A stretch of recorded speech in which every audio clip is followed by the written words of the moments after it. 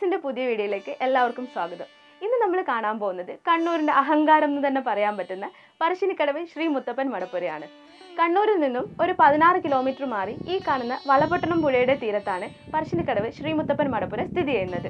ഈ ഒരു വളപട്ടണം പുഴയുണ്ടല്ലോ, ഇത് ശ്രീ മുത്തപ്പൻ മടപ്പുരനെ മാത്രമല്ല കൊട്ടിയൂർ ശിവക്ഷേത്രത്തിനെയും കൂടെ കണക്ട് ചെയ്തുകൊണ്ടാണ് ഒഴുകുന്നത്. അതുകൊണ്ട് തന്നെ കണ്ണൂരിൽ ഈ വളപട്ടണം പുഴ ഒരു പുണ്യ നദിയായാണ് കണക്കാക്കപ്പെടുന്നത്. അപ്പം നമുക്കിങ്ങനെ ഇതുവഴി കറങ്ങി അവിടെ പോയി മുത്തപ്പനെ കണ്ടിട്ട് വരാം. നമ്മൾ ഈ മടപ്പുരൻ്റെ റോഡിലേക്ക് എൻ്റർ ചെയ്യുമ്പോൾ തന്നെ റൈറ്റ് സൈഡിലായിട്ട് നമുക്കിവിടെ പാർക്കിംഗ് ഉണ്ട്. പ്രൈവറ്റ് പാർക്കിംഗ് ആണ്, പെയ്ഡ് പാർക്കിംഗ് ആണ്. അപ്പം നമ്മൾ മടപ്പുരയിലോട്ട് നടന്നുകൊണ്ടിരിക്കുകയാണ്. അപ്പോൾ ആ സൈഡിൽ രണ്ട് സൈഡിലും നിറയെ ഷോപ്പുകളാണ്. ഇവിടെ നല്ല അലുവയും പൊരിയും മുറുക്കും മറ്റേ നമ്മുടെ തേൻമിഠായും ഒക്കെ കിട്ടും. അപ്പം നമ്മൾ ശ്രീ മുത്തപ്പൻ മടപ്പുരയിലോട്ട് എൻട്രി ചെയ്യാണ്.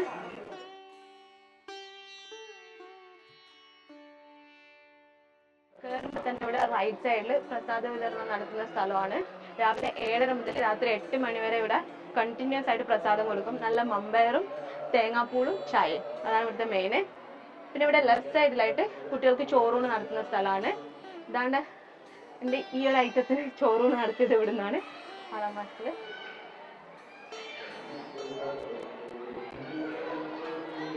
പിന്നെ ഇവിടെയുള്ള ഈ വഴിപാട് നിരക്കുകളെ കുറിച്ച് പറയാതിരിക്കാൻ പറ്റില്ല. ഇപ്പോഴാണ് എന്നാലും തിരുവപ്പനൊക്കെ 50 രൂപയൊക്കെ. ഞങ്ങളൊക്കെ പണ്ട് വരുമ്പോൾ 75 പൈസ 50 പൈസ 1 രൂപയൊക്കെ ആയിരുന്നു വഴിപാട്. അത് മുത്തപ്പന് നിർബന്ധമുള്ള കാര്യമാണ്. തന്റെ ഭക്തൻ ഒരിക്കലും പൈസ ഇല്ലാത്തതിന്റെ പേരിൽ വഴിപാട് കഴിപ്പിക്കാൻ പറ്റാതെ ആയി പോരുത് എന്നുള്ളത്.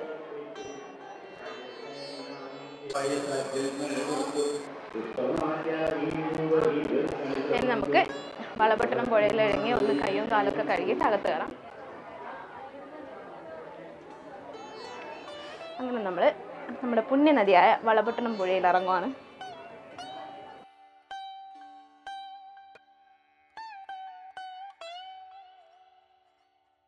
ഇവിടം വരെ മാത്രമേ ക്യാമറ അലൗഡ് ഉള്ളൂ. അപ്പോൾ നമുക്ക് അകത്ത് കയറി പ്രാർത്ഥിച്ചിട്ട് വരാം, എന്നിട്ട് ബാക്കി കാഴ്ചകൾ കാണാം.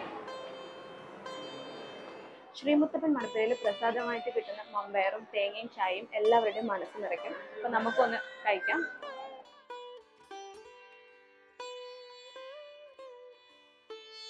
ഫ്രണ്ടിൽ കണ്ടിട്ടുള്ള ആ പ്രസാദം അല്ലാതെ ഇവിടെ ഉച്ചക്ക് അന്നദാനമുണ്ട്. ഇതാണ് ഊട്ടുപുര. 1000-ൽ പരം ആൾക്കാരെ അറ്റ് എ ടൈം ഇരുത്താനുള്ള കപ്പാസിറ്റി ഉള്ള സ്ഥലമാണ്. പണ്ടൊക്കെ ചെറിയൊരു ഹോൾ ഉണ്ട് അവിടെ നിലത്തിരുന്നിട്ടാണ് നമ്മൾ കഴിച്ചുകൊണ്ടിരുന്നത്. പിന്നീടാണ് ഈ ഊട്ടുപുര വന്നത്. അപ്പോൾ ഒരു 12 മണിയാകുമ്പം ഇവിടെ ഊട്ടുപുരയിൽ അന്നദാനം സ്റ്റാർട്ട് ചെയ്യും. നമുക്ക് ബോട്ട് സർവീസ് ഉണ്ട്.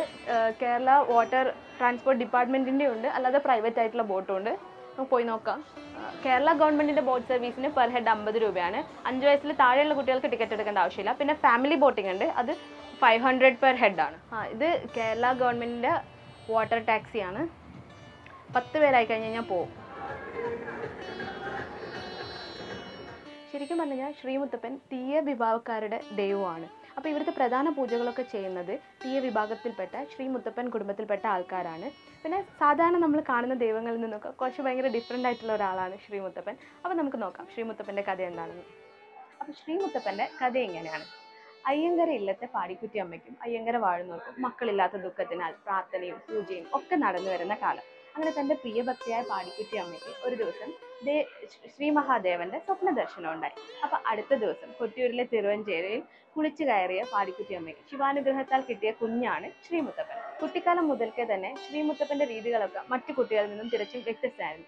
വളരുന്നത് ഇല്ലത്താണെങ്കിലും ശ്രീ മുത്തപ്പൻ കൂടുതലും ഇടപഴകിക്കൊണ്ടിരുന്നത് സാധാരണക്കാരായ ആളുകളുടെ കൂടെയാണ്. അവരുടെ കൂടെ പോയി മീനിനെ പിടിച്ച് മീനിനെ ചുട്ടു തിന്നും, വേട്ടയാടിയും തെങ്ങിൻ കള്ളു കുടിച്ചും അങ്ങനെയൊക്കെയാണ് ശ്രീ മുത്തപ്പൻ വളർന്നത്. ശ്രീ മുത്തപ്പന്റെ ഉറ്റ സുഹൃത്തും സന്തത സഹചാരിയും ഒക്കെയാണ് നായ. അപ്പൊ ഇവിടെ നമുക്ക് കാണാൻ പറ്റും ഇഷ്ടം പോലെ നായ ഇങ്ങനെ. ഇപ്പൊ അതാരും ഉപദ്രവിക്കുകയൊന്നുമില്ല. അപ്പൊ കഥയിൽ നിന്ന് മാറിപ്പോന്നു. അപ്പൊ ശ്രീ മുത്തപ്പന്റെ ഈ സ്വഭാവമൊന്നും അച്ഛൻ തമ്പുരാന് ഇഷ്ടമായിരുന്നില്ല. പക്ഷെ നാട്ടുകാർക്കൊക്കെ പ്രിയപ്പെട്ടവനായിരുന്നു ശ്രീ മുത്തപ്പൻ. പുത്രസ്നേഹം കാരണം പാടിക്കുറ്റിയമ്മ എല്ലാം സഹിച്ചും ക്ഷമിച്ചും മുത്തപ്പനെ സ്നേഹിച്ചു. എന്നാൽ ഒരു നിവൃത്തിയില്ലാതെ വന്ന ഒരു ഘട്ടത്തിൽ മുത്തപ്പനോട് വീട് വിട്ടിറങ്ങാൻ ആവശ്യപ്പെട്ടു.